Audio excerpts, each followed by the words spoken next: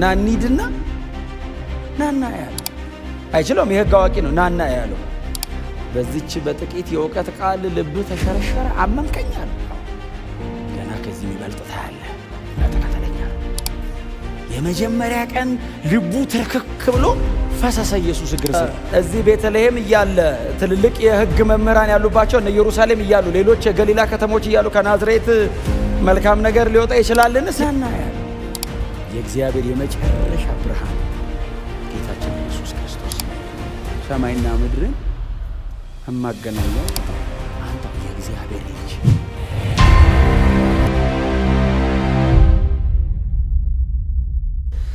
ዮሐንስ ወንጌል ምዕራፍ 1 የወንድማችን ሐዋርያው ቅዱስ ዮሐንስ በሱ የተጻፈ ወንጌል ነው። ምዕራፍ 1 ላይ ከቁጥር 43 እስከ 51 ድረስ ያለውን የጌታ ቃል እንደዚህ ይላል። በጌታ በኢየሱስ ክርስቶስ ስም አነበዋለሁ። በማግስቱ ኢየሱስ ወደ ገሊላ ለመሄድ ፈለገ። ፊልጶስንም አግኝቶ ተከተለኝ አለው። ፊልጶስም እንደ እንድርያስና እንደ ጴጥሮስ ሁሉ የቤተሳይዳ ከተማ ሰው ነበር። ፊልጶስ ናትናኤልን አግኝቶ ሙሴ በሕግ መጻሕፍት ነቢያትም ስለ እርሱ የጻፉለትን የዮሴፍን ልጅ የናዝሬቱ ኢየሱስን አግኝተነዋል አለው። ናትናኤልም ከናዝሬት በጎ ነገር ሊወጣ ይችላልን አለው። ፊልጶስም መጥተህ እይ አለው። ኢየሱስም ናትናኤል ወደ እርሱ ሲመጣ አይቶ እነሆ ተንኮል የሌለበት እውነተኛ እስራኤላዊ አለ። ናትናኤልም እንዴት አወከኝ ሲል ጠየቀው። ኢየሱስም ከበለስ ዛፍ ስር ሳለ ገና ፊልጶስ ሳይጠራ አየሁ ሲል መለሰለት። ናትናኤልም መልሶ ረቢ አንተ የእግዚአብሔር ልጅ ነህ፣ አንተ የእስራኤል ንጉሥ ነህ አለው። ኢየሱስም ያመንከው ከበለስ ዛፍ ስር አየሁ ስላልኩ ነውን? ገና ከዚህ የሚበልጥ ነገር ታያለህ አለው። ጨምሮም እውነት እላችኋለሁ ሰማይ ተከፍቶ የእግዚአብሔር መላእክት በሰው ልጅ ላይ ሲወጡና ሲወርዱ ታያላችሁ አለው። ጌታ የተባረከ ይሁን። የዮሐንስ ወንጌል ምዕራፍ 1 ላይ ያለ የጌታ ቃል ክፍል ነው ያነበብነው። ዮሐንስ ወንጌል ምዕራፍ 1 ላይ ያለ የጌታ ቃል ክፍል ነው ያነበብነው እና ኢየሱስን ስለመከተል ነው ትንሽ የምናገረው። ኢየሱስን መከተል ጎናችሁ ያለው በትህትና ኢየሱስን እየተከተልከው ነው ወይ በሉት። አዎ ሌላ ነገር እየተከተለ ከሆነም ማንቂያ አይነት ኢየሱስን መከተል በጣም ዋጋ የሚያስከፍል ቢሆንም ግን ተስፋ አለው። በጣም ክብር አለው አይመስለኝም። እኔ ዋጋ የሚያስከፍልም አይመስለኝም። እኛ በጣም ዓለማዊነት ውስጥ በጣም ዘልቀን ገብተን ስለነበር ከዛ ማላቀቁ ሲቃይ ስለሆነ እንጂ ኢየሱስን መከተል በራሱ ምንም የሚያስከፍል ዋጋ የለውም። ከዓለም ተቃራኒ መሆን ነው አይደል አሁን የሚያስከፍለን እንጂ ኢየሱስን መከተል እንደውም ደስታ ነው፣ በረከት ነው፣ እንደውም ጸጋ ነው። ኢየሱስን መከተል እንደውም መንፈስ ቅዱስ በእኛ እንዲያድር የሚያደርግ ነው። አምላክን ሰው ውስጥ አስገብቶ ያኖረ ነው ኢየሱስን መከተል። እንደውም ኢየሱስን እንደ መከተል አይነት ክብርም ደስታም ተስፋም በረከትም የለም። እንኳን ኢየሱስን ተከታይ ሆነን እንኳን እግዚአብሔር የምንከተለውን ኢየሱስን ከፊታችን አስቀመጠልን። በእውነት እንደተሰቀለ ሆኖ እንድናየው እንኳን አገዘን። መንፈስ ቅዱስ ይህንን በእኛ ስላረገ ደስ ይለኛል። እና እሱ ነው ትንሽ የምናገረው። ሂስቶሪካሊ ጌታ ኢየሱስ ክርስቶስ እንዲከተሉት የጠራቸው ደቀ መዛሙርቶቹ አሉ። አሁን በዚህ ቦታ ላይ ስማቸው ሜንሽን የተደረገ የአንደኛው ብቻ ነው ሜንሽን ያልተደረገው። ከዛ ውጭ ሌሎቹ በሙሉ ስማቸው ተጠርቷል አይደል? አሁን ሳነበው ከሰማችሁ ስማቸው ተጠርቷልና ጌታ ኢየሱስ ክርስቶስ እያገኘ ተከተለው የተባሉ ሰዎች ናቸውና አሁን በጣም በተለየ መገለጥ በተለየ ብርሃን አሁን እኛ የገባን አይነት ነገር ገብቷቸው ሳይሆን እንዲሁ ኢየሱስን ብድግ ብለው የተከተሉ ሰዎች ናቸው። ለኢየሱስ ይሁን። እንድርያስ ጴጥሮስን አመጣው። ከዛ ደግሞ ፊልጶስ ደግሞ ናትናኤልን ይዞ መጣ። ፊልጶስ ሄደ፣ ናትናኤልን አገኘው። እንደዚህ ያለው ቀላል ሰው አይደለም። ናትናኤል ከበለስ ዛፍ በታች ተቀምጠሃል ማለት ምን ማለት መሰላችሁ? የዛ ዘመን የነበሩ የሕግ መምህራን እንደዛ ከዛፍ ጥላ ስር ተቀምጠው ነው ሕጉን የሚያጠኑት። ሕግ የሚጠናበት ቦታ ነው ባይዘው ኢየሱስ ሜንሽን ያደረገው። ዝም ብሎ ጥላ ስር ቁጭ ብለህ እያረፍክ ነው ማለት ሳይሆን ሕግ አመሳካሪ ነው ማለት ነው ሰውየው። እና ሄደና ዝም ብሎም አይደለም የመሰከረ መሲህ ያገኘን አይደለም ያለው፣ የመጽሐፍ አዋቂ አይነት ነው ይሄኛው። ናትናኤል በኋላ ላይ አይ ቲንክ በርቶሎሜዎስ የሆነው መሰለኝ። በኋላ ላይ ከተከታዮች መካከል በርቶሎሜዎስ የሆነው እሱ ነው። እና መጣና ፊልጶስ እንደዚህ አለው፣ ዛሬ ሄደን አብረን የዋልነው አንድ ሰው ሙሴ በሕግ ደግሞ ነቢያትም ስለ እርሱ የጻፉለትን ማንን ነው የሚለው? የዮሴፍን ልጅ የናዝሬቱን ኢየሱስን አገኘ ነው። አሁን የናዝሬቱ ኢየሱስን አገኘ ነው አልበቃውም፣ አይመጣለትም አሺ ብሎ። ሰውየው እጁ ላይ ጥቅልል ይዟል። የሙሴ ጥቅልል አለ እጁ ላይ። ሙሴ በሕግ አለው እሺ አለው። ነቢያት የጻፉለትን አንተ ቁጭ ብለህ ነው ስታነብ የምትውለው። ያንተ የምታነባቸው መጽሐፍት መደምደሚያውን ማን ነው አለው? የዮሴፍ ልጅ የናዝሬቱን ኢየሱስን አግኝተነዋል ሲለው፣ ይሄ ሲዋዛ ነው እንዴ? ከናዝሬት መልካም ነገር ይወጣል እንዴ? ከሕግ መጽሐፍትም ከነቢያትም ሳመሳክር ከናዝሬት መልካም ነገር ይወጣልን አለ። ባይዘው ወጥቶ ያውቃል።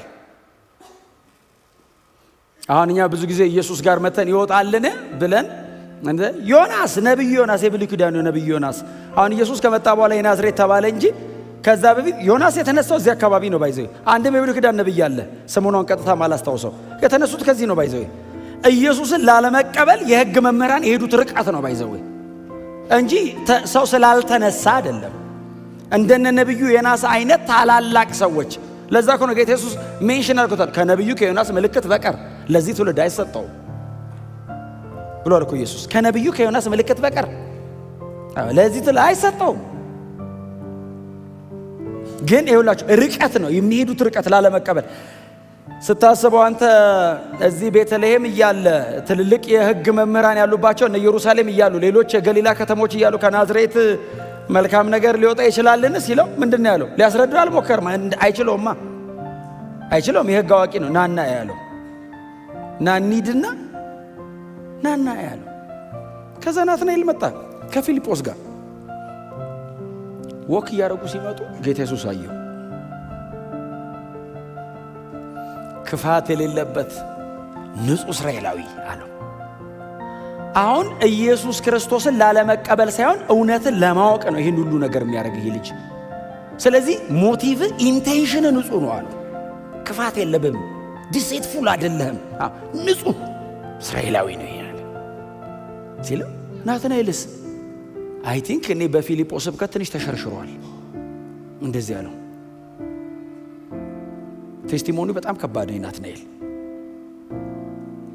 የእግዚአብሔር ልጅ የእስራኤልም ንጉሥ ነህ አለው።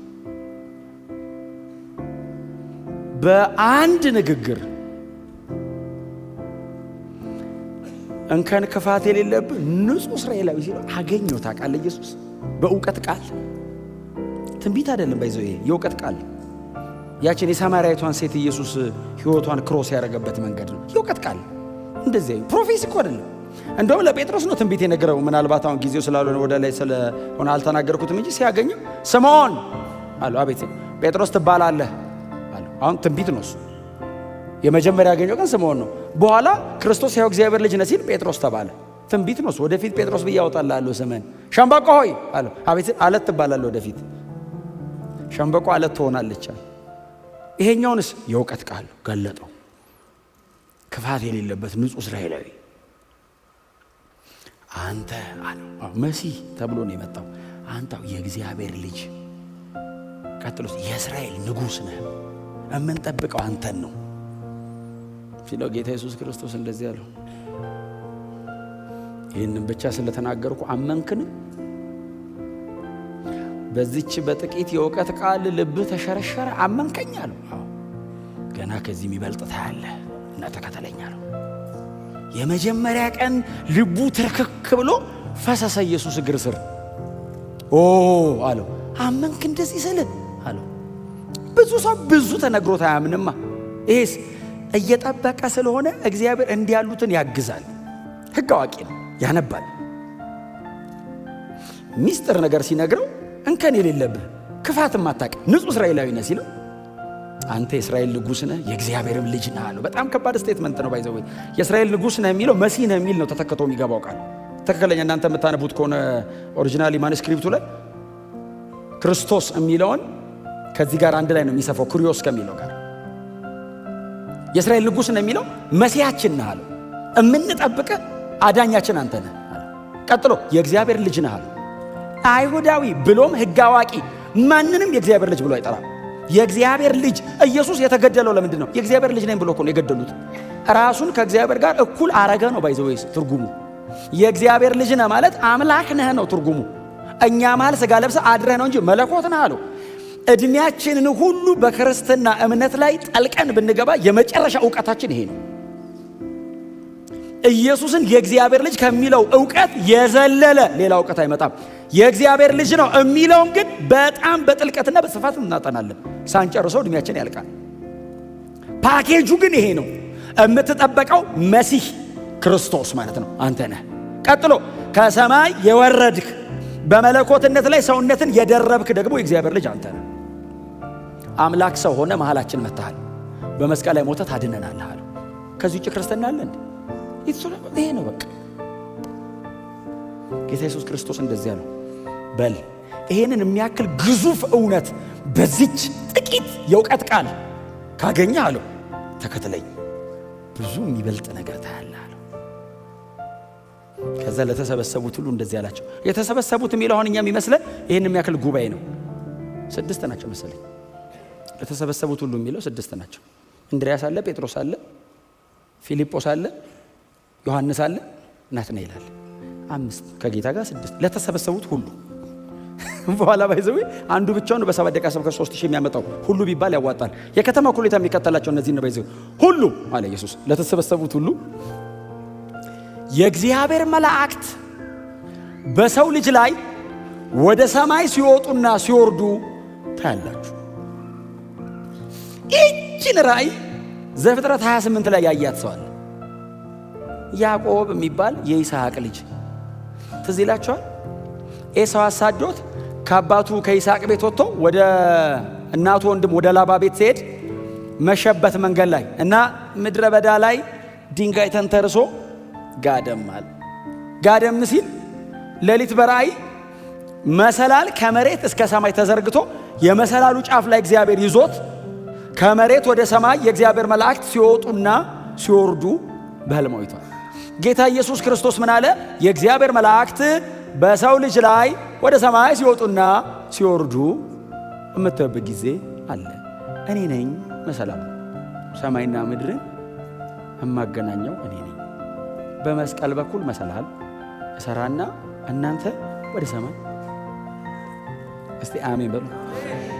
ክሮስ የመስቀል ሞቱ እኔ ያዕቆብ ቤተሰብ ሲወጡ ሲወርዱ አየልና አሁን ያዕቆብ አይተክሳለዋል።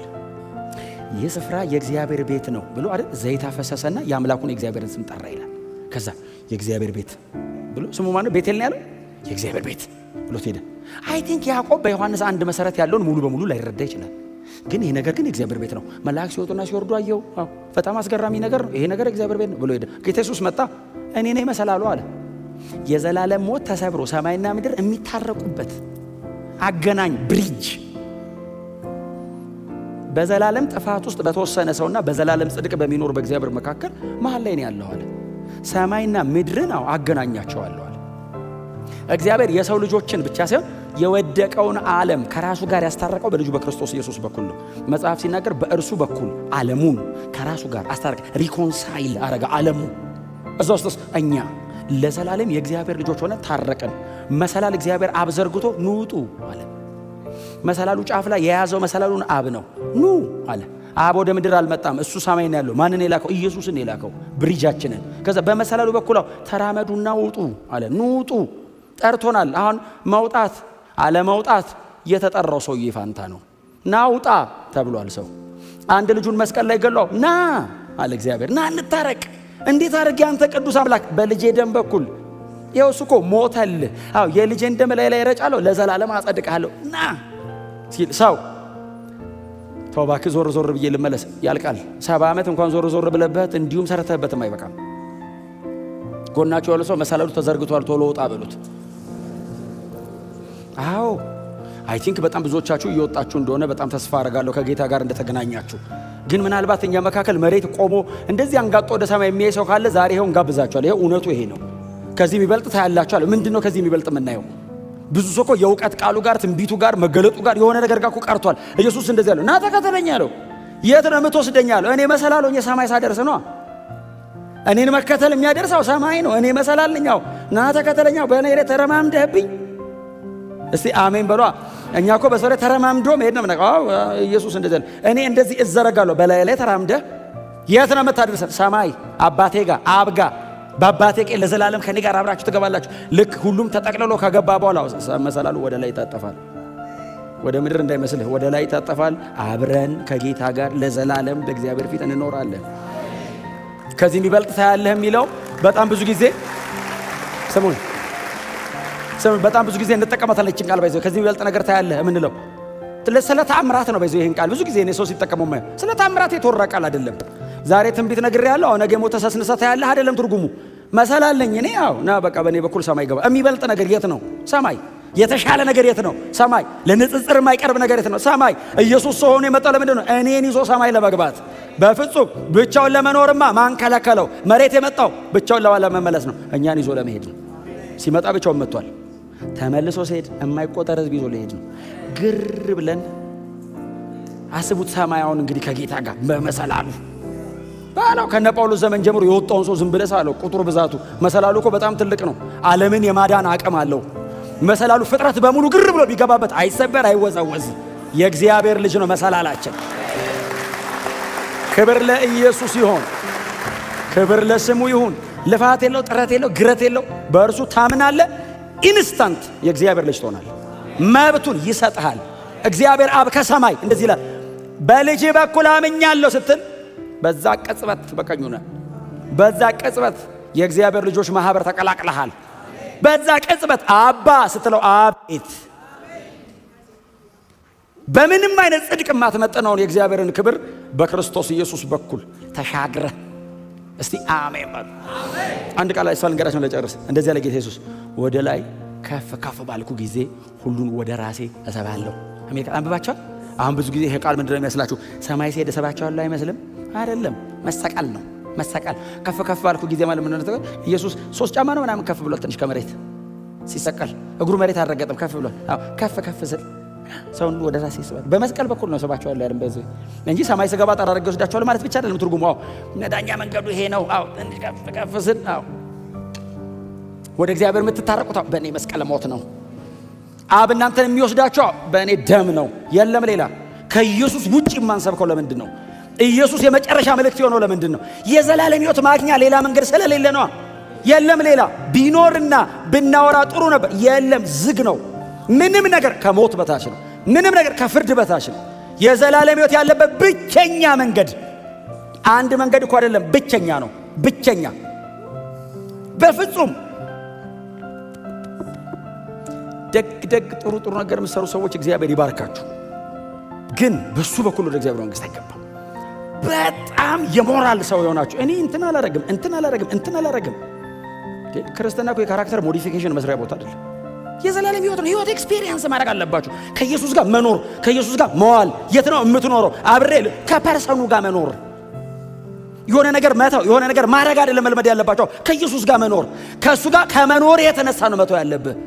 ኢየሱስን ወደህ ነው ዓለምን መጥላት ያለብህ። ሲኦል እገባለሁ ብለህ አይደለም። ኢየሱስን ወደህ ፐርሰኑን አንደርስታንድ አድርገው ከጌታ ጋር መኖር፣ ሕይወትን መኖር፣ ኤክስፔሪየንስ ማድረግ፣ የኢየሱስን ሰላም፣ የኢየሱስን ፍቅር፣ የኢየሱስን ምሕረት ኤክስፔሪየንስ ከጌታ ጋር መኖር እንዴት አይነት በረከት ነው! አብረው ኖሩ።